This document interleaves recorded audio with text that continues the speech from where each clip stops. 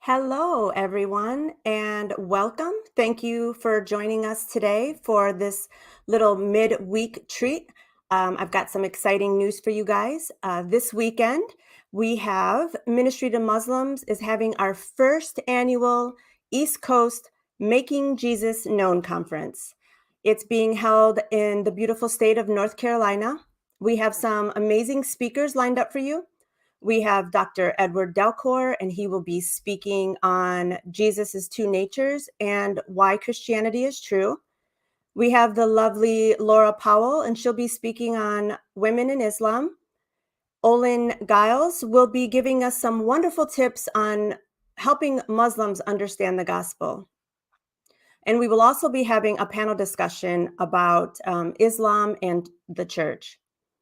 We will be hearing from a testimony from a former Muslim. We have here personally to tell us what he'll be speaking on, Reverend Anthony Rogers. So welcome him. There he is. Welcome. How are you? Good. Yeah, so I'll be addressing three topics. The first one I'm most excited about, only because it's not one that I've addressed a lot in the past. It's going to be on the unintelligibility of the Quran. So the Quran makes numerous claims to be a clear book. However, as anybody who's read the Quran knows, it's not a clear book, but there's actually a great deal more to say about this. There's actually a devastating problem at the heart of this that I'm hoping to address at the conference. And I'm hoping people will pick up this argument and make use of it in their outreach to Muslims. I'll also be talking about the doctrine of the Trinity and the concept of God in Islam in two other lectures.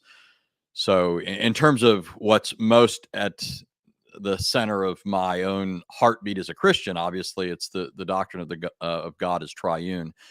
So, if we're talking just in terms of content, what I'm most excited to talk about, it's that. But as I said, I'm interested in talking about the unintelligibility of the Quran because I think this is a argument that people need to really get hold of and make use of. So, those are the three issues I'll be addressing. Those are definitely issues that need to be discussed. This is your first time on the East Coast, for the East Coast Conference, right? This is Yeah, and brand I, new. I think isn't it the first year the East Coast Conference is taking place? I'm not You're sure. right. Actually, I did say that in the intro. I did say that. Yeah. So why do you think it's important that, we invite people to attend this conference? Well, certainly if they're engaging Muslims, this is a conference worth coming to. You already mentioned a number of good speakers and the topics that are going to be addressed. And so I think it's a place where people can come and learn arguments. And one of the benefits of actually going to a conference is that you have the opportunity to ask people questions afterwards. Plus, we're hoping to do some outreach to Muslims where people can see this in action. So there are those added benefits as far as actually attending the conference. But we're also making these things available online. So at least the substance of the material will be available to people, even if they don't attend. Right. I think I love joining these conferences because I get you guys all to myself and get to corner you and Hmm. pull out my list of questions that I want to ask. So, and you really can't say no to someone when they're in front of you, right? So that's how we get you. um, for anyone that's going to be in the area, we welcome you to come and join us for the conference. It's really going to be beneficial for you, and you never know what you're going to learn, and then you can take and use that. There will not be an admission charge. We are welcoming everyone to come in, Christians and non-Christians. The only thing that we ask is if you're a non-Christian or Muslim, we just want you to come wanting to learn and without any kind of, we don't want problems. We just want to teach what we know and share the gospel and to hopefully, educate you guys. And so you learn, but we, no problems, no issues.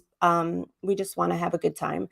Now, Um, Now, having said that, calm doesn't mean that you can't come and argue with me. I'm happy to engage you in a good dialogue, and but of course, free of acrimony. We have no ill will towards Muslims, Right. and we want to No. see you come to the true God and forsake the false prophet of Islam. Absolutely, absolutely. Because we want to answer questions. That's why we're there. We want to answer your questions, concerns. We want to, you know, everybody, especially if you're Muslim and you think that Anthony's wrong with what he says, ask him about it. He'll tell you. And a healthy discussion is always good. Um, so Anthony, you will also be live streaming from your channel, right? Correct? Yeah, the link should be up already. So it'll be on the Ministry to Muslims Network YouTube channel. It'll be on my channel. If I get an opportunity to contact David, then we'll try and get it up on his channel. But so far, it's going to be up on the M2M network and my channel. Yes, that's good. So no excuses. If you can't make it in person, then you can log in online and we would love to see you.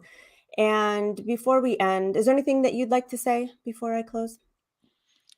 No, just extend again an invitation to people to come out. I'm excited to address the topic. I'm more than willing to interact with people afterwards. There's a lot of opportunity outside of the lectures themselves for interaction, eating, discussing, that sort of thing. So come on out and love to see you and hope to see you.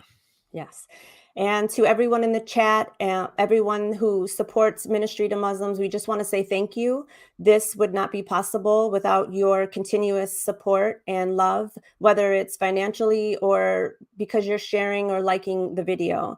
And it's because of you guys, this conference is able to happen. So if you like any more information, it should be in the description down below, the location of the church and where you can watch it live stream. So we hope to see you guys this weekend and thank you for watching.